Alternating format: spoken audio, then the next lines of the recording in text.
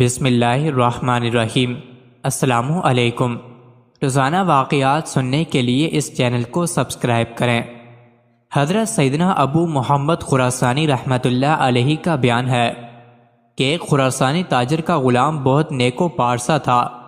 موسم حج میں جب حاجیوں کے قافلے حرمین جانے لگے تو اس نیک غلام کے دل میں بھی حاضری کی خواہش جوش مارنے لگی۔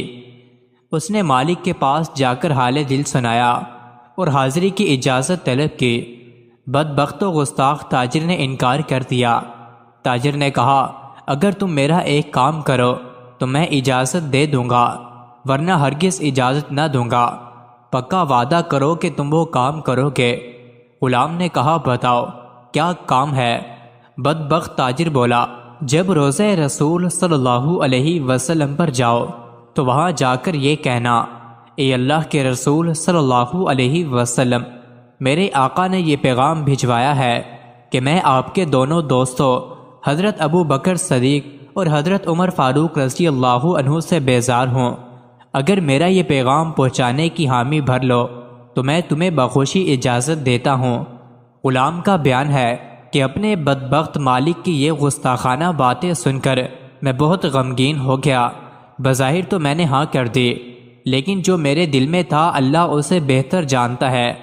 بہرحال میں قافلے کے ہمراہ مدینہ منورہ دھڑکتے دل، لرزتے قدموں اور پرنم آنکھوں کے ساتھ روضہ رسول صلی اللہ علیہ وسلم کی جانب بڑھنے لگا۔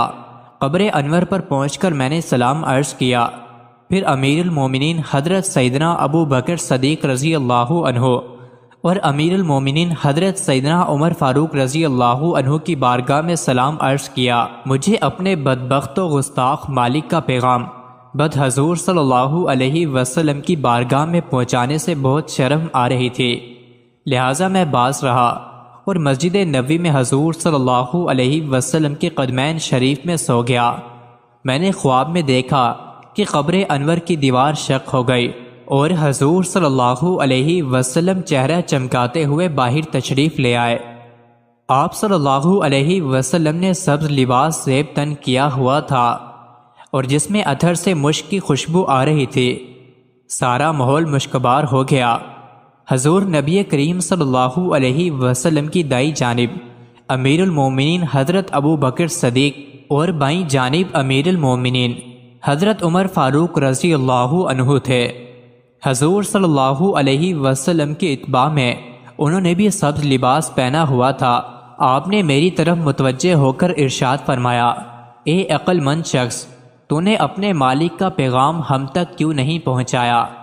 حضور صلی اللہ علیہ وسلم کی ہیبت اور رعب اور دبدبہ اتنا تھا کہ میں نے سر جھکائے دستے بستہ عرض کی، میرے آقا، مجھے شرم آتی تھی کہ آپ کو آپ کے پہلوں میں آرام فرما دوستوں کے متعلق اپنے بدبخت مالک کا گستاخانہ پیغام سناؤں۔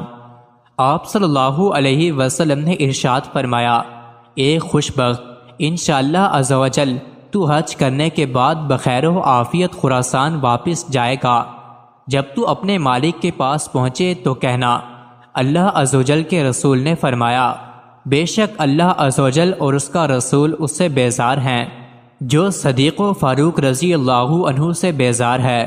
پھر فرمایا، جان لے جب تو وہاں پہنچے گا تو چوتھے دن وہ مر جائے گا، مرنے سے پہلے اس کے منہ سے پیپ و خون نکلے گا۔ کیا تو سمجھ گیا؟ میں نے عرض کی، میرے آقا، میں خوب سمجھ گیا۔ پھر آقا صلی اللہ علیہ وسلم واپس تشریف لے گئے اور میں بیدار ہو گیا۔ پھر میں نے حج کیا اور واپس خراسان آ گیا۔ میرے بدبخت مالک نے 2 دن تک مجھ سے کوئی بات نہ کی۔ تیسرے دن پوچھنے لگا، میرا پیغام پہنچایا یا نہیں؟ میں نے کہا، میں نے تمہارا کام پورا کر دیا۔ کہا، وہاں سے کیا جواب ملا؟ میں نے کہا، اگر وہاں سے ملا ہوا پیغام نہ سنو تو تمہارے لیے بہتر ہے۔ کہنے لگا، نہیں، مجھے بتاؤ تمہارے ساتھ کیا واقعہ پیش آیا۔ میں نے واقعہ سنانا شروع کیا۔ جب میں نے یہ بتایا کہ رسول اللہ صلی اللہ علیہ وسلم نے فرمایا، اپنے مالک سے کہہ دینا کہ اللہ اور رسول اللہ صلی اللہ علیہ وسلم اس سے بیزار ہیں جو میرے دونوں دوستوں صدیق و فاروق رضی اللہ عنہ سے بیزار ہے، تو میری بات سن کر وہ بدبخت و نامراد قہقہے مار کر ہنسنے لگا۔ پھر اس طرح بکواس کی، ہم ان سے بیزار ہیں اور وہ ہم سے بیزار ہو گئے، اب ہم سکون سے رہیں گے۔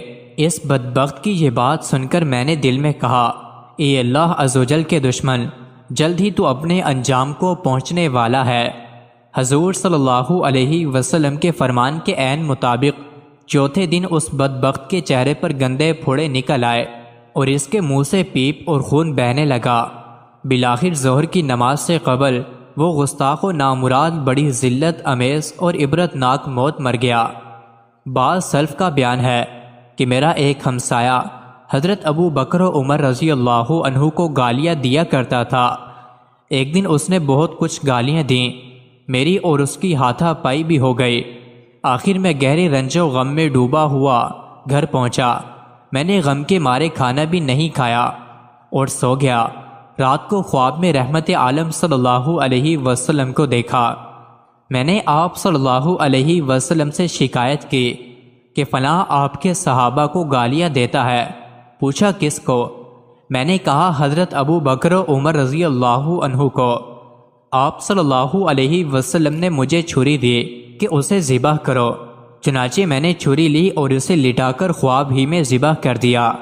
میرا ہاتھ خون میں بھر گیا۔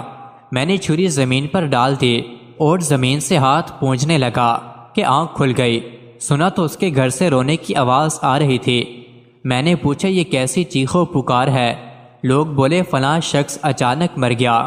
صبح کو میں نے آ کر اسے دیکھا تو ذبح کی جگہ نشان موجود تھا۔ مزید ایسی ہی ویڈیوز کے لیے چینل کو ضرور سبسکرائب کریں۔